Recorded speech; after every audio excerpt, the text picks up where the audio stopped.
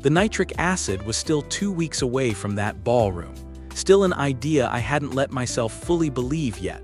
On the night my mother sat at our kitchen table with the bank loan paperwork spread out in front of her like a diagnosis she didn't want to read twice. But you should understand how we got there.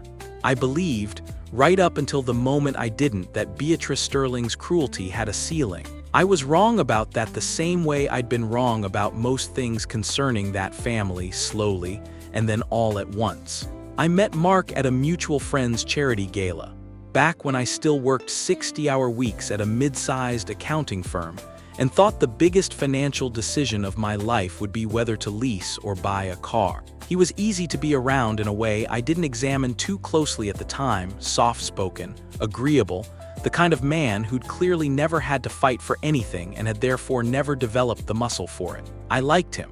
I still do, in the specific, diminished way you like someone you've watched fail to defend you more than once. His mother, Beatrice, I met 3 months into the relationship. At a lunch she'd selected specifically, I understood later, for how visibly it would humble anyone unfamiliar with a $600 tasting menu. She looked at me across the table the entire meal the way you look at a stray that's wandered somewhere it doesn't belong, and asked, within the first 10 minutes, what my father did. I told her he'd run a small hardware store for 30 years, put both his daughters through university on it, and retired 2 years ago with modest but honest savings. How resourceful, Beatrice said, in a tone that made the word sound like an insult, and moved on to the wine list. His sister Chloe was worse, in a jittery performative way that I mistook, for longer than I should have, for simple spoiled rich girl shallowness. She talked constantly about designer bags, about parties, about a social calendar so packed it seemed to leave no room for an actual personality underneath. She was also, I noticed early, and dismissed too easily, always slightly out of breath about money in a way that didn't match a family with the Sterling name attached to half the buildings downtown. When Mark proposed, 18 months in, I said yes because I loved him, and because some part of me, the same part that grew up watching my father work every holiday to keep a small store afloat, genuinely believed that hard work and decency eventually earned you a seat at any table, even one carved out of old money and older prejudice. I learned how wrong that belief was during the engagement dinner, when Beatrice announced, to the entire assembled family and without so much as a glance in my parents' direction first, that the wedding would be held at the St. Regis, with a guest list of 300 of people who matter, and a budget that, when my mother finally saw the itemized vendor list 6 weeks later, made her hand go very still around her coffee cup. 2 billion dong, for a single day. It's tradition, Beatrice said, when my father gently raised the question of cost at a follow-up meeting, her voice pleasant in the specific way that makes an insult land harder than shouting ever could. The bride's family traditionally hosts, of course. We wouldn't dream of overshadowing your contribution by paying for it ourselves. That wouldn't be fair to you, would it? Everyone should have the chance to show what they're truly capable of. I watched my father's jaw tighten and say nothing, the way he'd taught himself to say nothing at every excruciating dinner since, absorbing insult after insult with the quiet endurance of a man who decided, somewhere along the way, that his daughter's happiness was worth more than his pride. I hated watching it. I hated it more than anything Beatrice ever said directly to me, because at least I could argue with what was said to my face. What was done to my father happened in a register too polite to fight, dressed up as generosity, as opportunity, as tradition. And of course, Beatrice added, almost as an afterthought, though I understood even then it was the entire point of the sentence, once the wedding proves the union is suitably serious, the family gold will pass to Clara. The Sterling heirloom set. It's been in this family 5 generations. Not everyone earns the right to wear it. She looked at me when she said the word earns, a small, deliberate pause, as though she were bestowing something magnificent on a girl who hadn't yet proven she deserved it. I smiled and thanked her because that was the performance required of me, and because I told myself, that night and for months afterward, that enduring a difficult mother-in-law was a small price for a life with someone I loved. My parents began quietly liquidating things. I didn't know the full extent of it at first. They were proud people, the kind who managed a crisis in private and presented a calm face at dinner. My mother sold jewelry that had been her own mother's. My father took out a loan against the store he'd already sold 2 years earlier, using the modest retirement property he'd bought with the proceeds as collateral. I found out about the second loan by accident, glancing at paperwork left open on the kitchen table one evening when I stopped by unannounced. "It's fine, Clara," my mother said, sliding the papers together too quickly, her smile not quite steady. "We want to do this for you.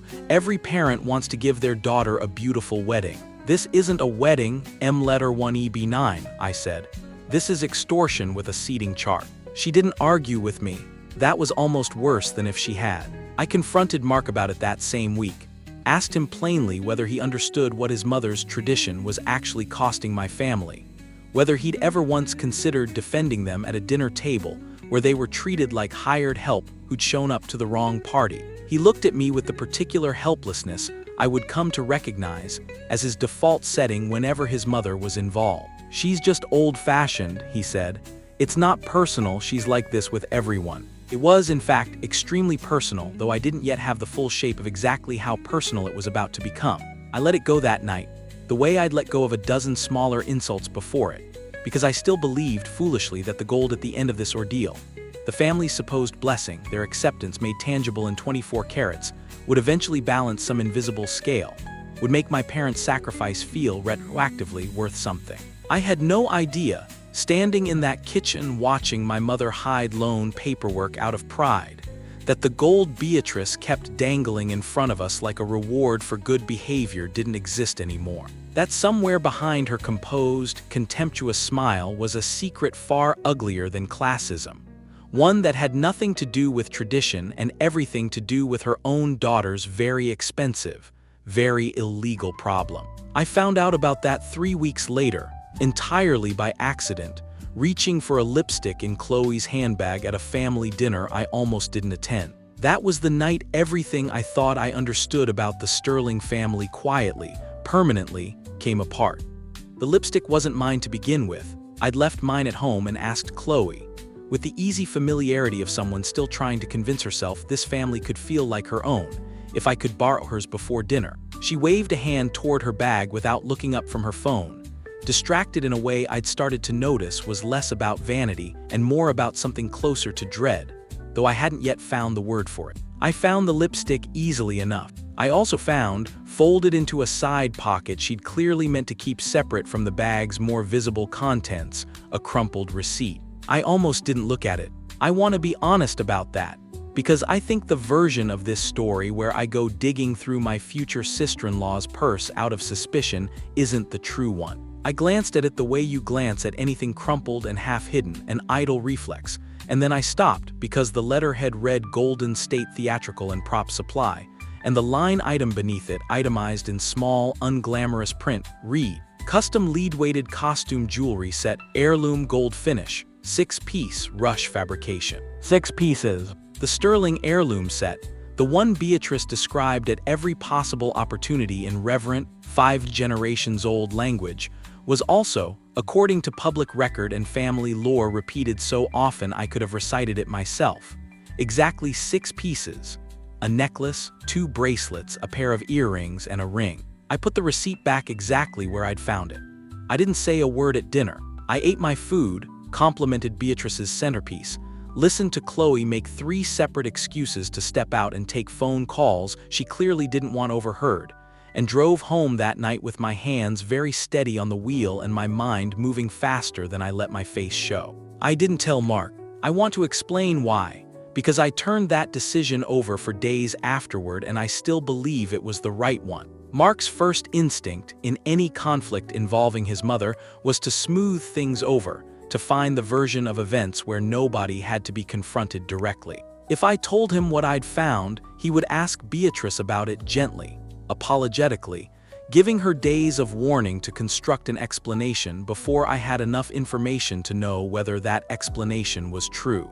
I decided instead to become very quiet and very observant, and to let the family keep talking in front of me the way people always do in front of someone they've decided doesn't matter enough to watch carefully. It didn't take long. Chloe, I realized once I started paying real attention, was in a kind of financial free fall she was working very hard to disguise as an ordinary busy social life. She left dinners early for meetings. She took calls in stairwells with her back turned, voice pitched low and tight in a register I didn't recognize from the breezy, bored Chloe who complained about brunch reservation. Twice, over the following 2 weeks, I watched Beatrice slip her an envelope under the table with the practiced discretion of someone who had done it many times before, Chloe's hand closing around it too fast, too grateful, for something as trivial as a shopping allowance. I hired a private investigator. I want to be clear that this wasn't some elaborate scheme I'd planned from the start, I told myself that first week. I was simply confirming a theory so I could stop imagining worse ones. His name was Daniel, a methodical, unhurried man recommended by a colleague from my accounting days, and I gave him one task: find out what Chloe Sterling actually owed and to whom. It took him 9 days. Chloe, it turned out, had been gambling for close to 2 years, not casinos, which at least would have left a legal, traceable footprint, but a private underground circuit run out of a members-only club 2 hours outside the city. The kind of operation that took markers instead of cash and collected on them with considerably less patience than a bank. Her debt, at the point Daniel finished his report, stood at just under $400,000. She'd been quietly borrowing against her name, her family's name, and eventually, according to 2 independent sources Daniel had cultivated inside the club's periphery, against assets she didn't legally have the authority to pledge. The heirloom gold. I sat with that report open on my laptop for a long time before I let myself fully absorb what it meant. Beatrice hadn't discovered Chloe's debt and stepped in with cash to cover it, the way a mother in a slightly less monstrous story might have. Beatrice had pawned the actual 5-generation family gold, quietly, through a private broker who specialized in discreet transactions for families terrified of exactly this kind of exposure, to pay down enough of Chloe's debt to keep the collectors from doing something considerably worse than sending a strongly worded letter. The real gold was gone, liquidated, sitting in some pawnbroker's vault or already melted into something unrecognizable. What remained, sealed in a velvet case Beatrice kept locked in her study and referred to at every possible opportunity as priceless, was a rush-shorter theatrical prop. I understood then, with a clarity that felt almost peaceful after weeks of low-grade dread, exactly what came next, because I could see the shape of it the way you see the punchline of a joke half a second before it lands. They were going to give me the fake gold at the wedding, in front of 300 witnesses, sealing the illusion permanently into the family's public story. And at some point afterward, a month, maybe 2, enough time for suspicion to settle comfortably on the newest, least connected member of the family, the real gold would be reported missing, and the accusation would land inevitably on me. The girl from the family with no name, no old money, no social capital to defend herself with. The girl whose own parents had just emptied their retirement savings and would have no way, financially or socially, to fight a fraud accusation from the Sterlings. They weren't just insulting my family. They were building the scaffold they intended to hang us on. I did not cry when I understood that. I want to say that plainly because I think it matters more than almost anything else in this story. Something in me that had spent months absorbing insult after insult, watching my father shrink at dinner tables, watching my mother hide loan paperwork out of pride, simply stopped bending. It didn't break. It hardened the way water does under exactly the right conditions into something with edges. I called my oldest friend, Julian, 2 nights later. We'd grown up 3 houses apart, gone to the same overcrowded public school. And while I'd gone into accounting, he'd apprenticed under a master jeweler for 6 years and now ran his own certification practice. Respected enough that his professional opinion carried weight in rooms most people never got invited into. I told him everything: the receipt, the investigator's report. The plan I suspected was waiting on the other side of my wedding day. He was quiet for a long moment on the phone. Then he asked me one question: "What do you want to do about it?" I told him. He laughed, the kind of laugh that isn't really about humor, and said he'd need 2 weeks to source what I was asking for, and that he wanted to be there in person when it happened, because he wasn't going to miss it for anything. I didn't confront Beatrice. I didn't confront Chloe. I didn't tell my parents, not yet, because I needed them to be genuinely, convincingly unaware on the day it mattered. Their shock needed to be real, because performed shock, I understood instinctively, would never read the same way to 300 witnesses and however many phone cameras. I went to my final dress fitting 3 days later, and the boutique had, at Beatrice's insistence, arranged for me to try on the heirloom set alongside the gown. "So photographers can plan the lighting," she'd said.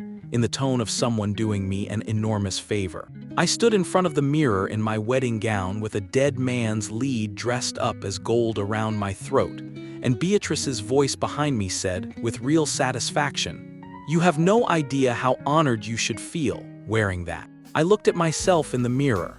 I smiled, the first real smile I'd managed in weeks, and one I understood even as it happened that Beatrice completely misread as gratitude. "I have a very good idea," I said. "I promise you that." She smiled back, pleased with herself, already composing in her head, I imagine, the toast she'd give about tradition and worthiness in front of 300 people who had absolutely no idea what kind of evening they'd actually been invited to. The St. Regis ballroom looked exactly the way 2 billion dong is supposed to look, which is to say it looked like money had been given full permission to show off. Chandeliers the size of small cars. A 12-piece orchestra my mother had cried over the invoice for. 300 of the city's most influential people seated at tables draped in silk the color of champagne, each place setting worth more. I'd calculated, once out of a kind of grim curiosity, than my father's monthly retirement income. I walked down the aisle in a gown my mother had insisted, against Beatrice's pointed suggestions otherwise, on choosing herself, and I watched my father's face as he gave me away, proud and exhausted in equal measure. A man who had mortgaged his peace of mind for a day he didn't yet know was about to become something entirely different from the humiliation he'd braced himself for. Mark looked happy. I want to say that honestly, because whatever came later, whatever I understood by then about his family that he still didn't, he looked at me at the altar like a man who genuinely believed he was getting the better end of every possible arrangement. And for one small, complicated moment, I let myself feel something close to sadness for what I already knew wouldn't survive the evening. The ceremony went smoothly. The reception, predictably, became Beatrice's stage the moment the first course was cleared. She'd arranged, without consulting me, for the gold presentation to happen at the height of the evening, after dinner before dessert, when the room was warm with champagne and attention and exactly primed for spectacle. She'd hired a photographer specifically for the moment, briefed a videographer on the angles she wanted, and I understood, watching her direct the staff with brisk, theatrical precision, that this had never been about giving me anything. It was about giving herself an audience. "Ladies and gentlemen," she said into the microphone, radiant in a way I'd never once seen directed at anyone in my family, "if I may have your attention for a moment. Tonight isn't just a wedding, it's a joining of legacies." I stood beside her on the small raised platform at the center of the room, my hand in Mark's, and watched 300 faces turn toward us with the polite, practiced attention of people who attend a great many events like this one and know exactly how to look engaged without actually paying attention.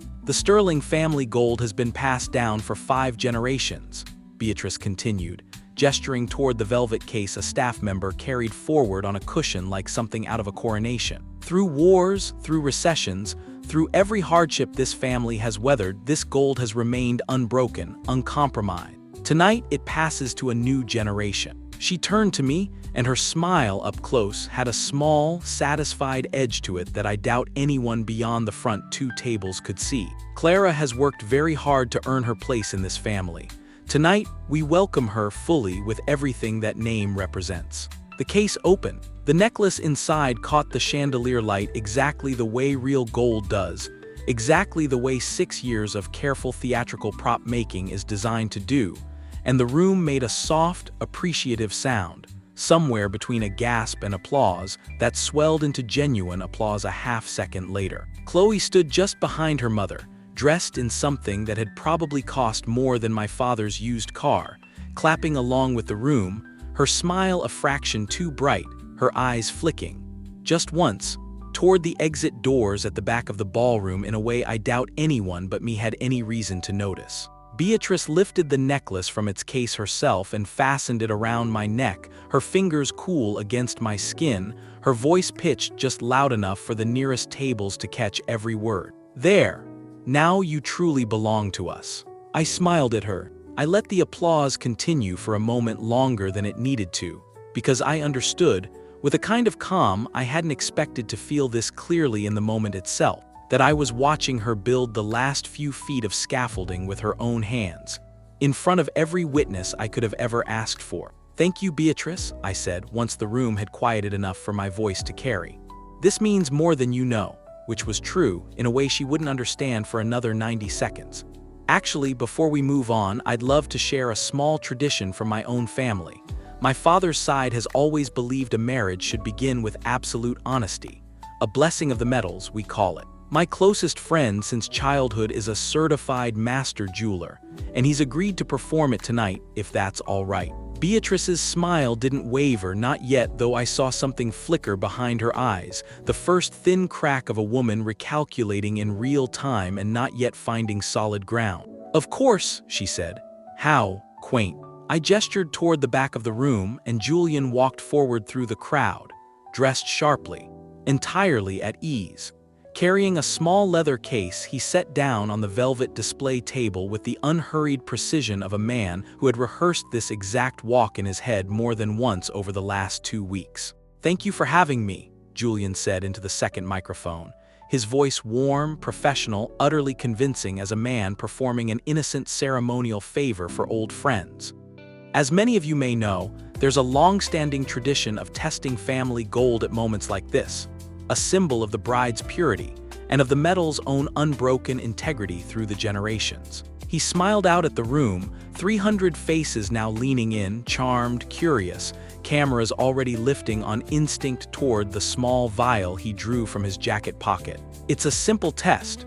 Pure gold has nothing to fear from it." I watched Beatrice's face in the second it took her to understand exactly what kind of test he meant. I watched Chloe's hand find her mother's sleeve, gripping it, her knuckles going white against the fabric. "That won't be necessary," Beatrice said quickly, too quickly, her voice climbing half a register in front of a room that hadn't yet caught up to why she'd suddenly want to stop a ceremony she'd spent the entire toast building toward. This piece is quite delicate, it doesn't need." "It'll only take a moment," Julian said pleasantly, already uncapping the vial, and I felt, standing beside him with the necklace still fastened around my throat, the exact, specific stillness of 300 people simultaneously realizing they were about to watch something they hadn't been invited to see. Chloe's face over her mother's shoulder had gone the particular shade of white I imagine belongs exclusively to people watching their own arithmetic finally,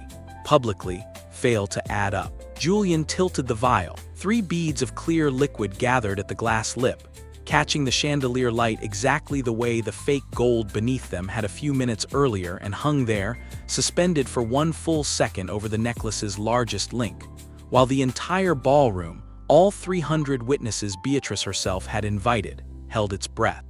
The reaction was instant, and it was violent in the specific chemical way that doesn't care how many cameras are watching. The gold plating on the necklace's largest link began to fizz the moment the acid touched it, a thin, hissing bloom of bubbles spreading outward across the surface. And within 3 seconds the bright, chandelier-caught shine Beatrice had presented so proudly not 5 minutes earlier had curdled into something ugly and dull, the plating burning away in real time to reveal a flat, gray, unmistakably cheap metal beneath it. The room didn't gasp so much as inhale collectively and hold it. Someone's champagne glass hit the floor. A phone camera, held up by a guest at the second table who'd clearly been filming for social media rather than any suspicion of what was coming, caught the entire reaction in crisp, unforgiving detail.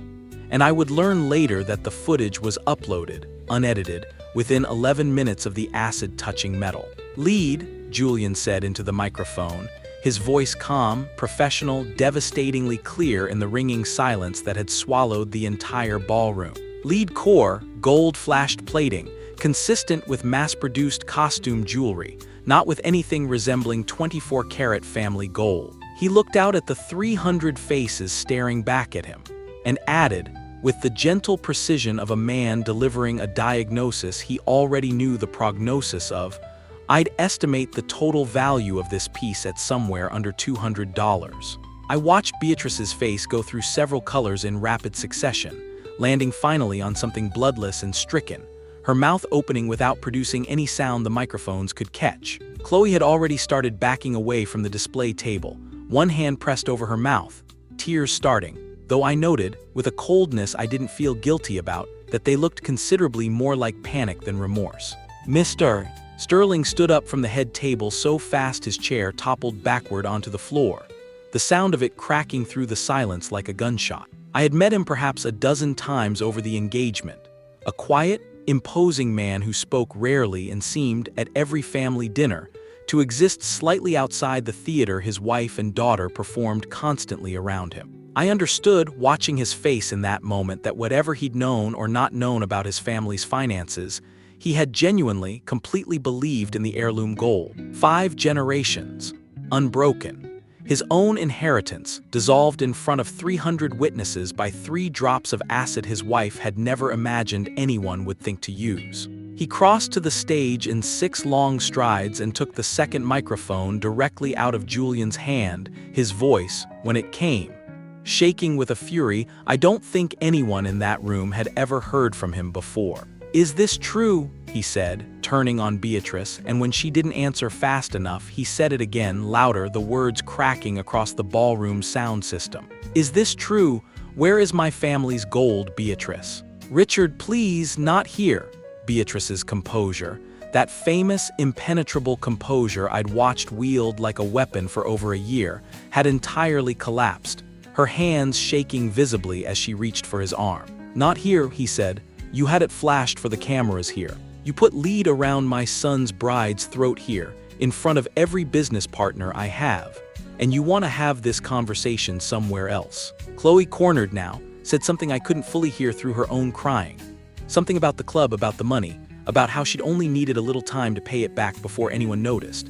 And I watched her father's face change one final time, from fury into something quieter and considerably worse. The specific, bottomless expression of a man realizing exactly how much of his life had been a performance staged around him without his knowledge. "You gambled away 5 generations of this family," he said to her, quiet now, which was somehow more devastating than the shouting had been. "And you let your mother lie to my son's entire wedding to cover it." He looked at Beatrice. "Both of you have humiliated this family beyond anything I can fix tonight." He didn't say the word disowned, not exactly, not yet. But the way he turned his back on both of them, physically, completely, in front of 300 witnesses, said something that would circulate through the city's business community faster than any formal statement could have. I stood through all of it very still, the ruined necklace still cooling against my collarbone. And when the room's attention finally, inevitably, swung back toward me, the bride, the supposed victim, the girl everyone had spent the last hour assuming would be crying by now, I reached up instead and unclasped the necklace myself, setting it down on the velvet table beside the empty vial with a small, deliberate click. Then I took off my engagement ring. I want to describe what that felt like honestly, because I think people expect a moment like that to feel like grief, and mostly it didn't. It felt like setting down something I'd been carrying for a year without realizing how heavy it had got. I looked at Mark, who was standing frozen beside the ruined display table, his face a mixture of horror and something that might, given more time, have grown into genuine anger at his mother and sister. Too late, as it turned out, to matter to me anymore. I dropped the ring into the small remaining pool of acid on the velvet, and I watched the plating there begin, faintly, to fizz as well. "The wedding is canceled," I said, into a microphone I hadn't planned on using again that night, my voice steady in a way that surprised even me. "Effective immediately." I turned to Mr. Sterling, who was still standing rigid at the center of the stage, and I nodded toward Priya, my attorney, seated quietly at a back table all evening, exactly where I'd asked her to be. "My family financed this wedding at a cost of just over 2 billion dong, based on the explicit promise of a genuine heirloom gift, and the implicit promise that we were entering this family in good faith. Neither of those things turned out to be true. You'll be receiving a civil suit within the week for the full amount, plus interest, plus damages for fraud and reputational harm to my parents, who worked their entire lives for the money your wife and daughter spent covering an illegal gambling debt." Mr. Sterling didn't argue. I think some part of him, standing in the wreckage of what his family had just done to itself in public, already understood there was nothing left worth arguing. I found my parents at their table, my mother's hand pressed over her mouth, my father sitting very still with an expression I hadn't seen on him in months. Not the careful, absorbing patience he'd worn through a year of Beatrice's insults, but something lighter, something close to relief. I took my mother's hand, helped my father to his feet, and the 3 of us walked out of the St. Regis ballroom together, past 300 silent, staring guests, past the shattered pieces of a family that had built its entire public identity on gold that hadn't been real for months. We didn't run, I want that understood clearly. We walked, unhurried, my mother's chin lifted the exact way it always was when she refused to let anyone see her rattled, my father's hand steady around mine. And behind us, the sound of Beatrice's voice finally breaking into something raw and pleading, arguing with a husband who had already, visibly, stopped listening. Outside, the night air was cool, and my mother let out a breath she'd apparently been holding for the better part of an hour. "Well," she said, "that dress was worth every penny at least." I laughed, for the first time in what felt like months, real and unguarded, and my father laughed too. And the three of us stood on the sidewalk outside a hotel that cost more per night than he used to make in a month, laughing at the absolute wreckage of a wedding built entirely on a lie. Because it turned out in the end that the only thing in that ballroom that had ever been genuinely, unquestionably ours, was exactly the thing Beatrice had spent a year insisting we didn't have. Our dignity, it had been real gold all along.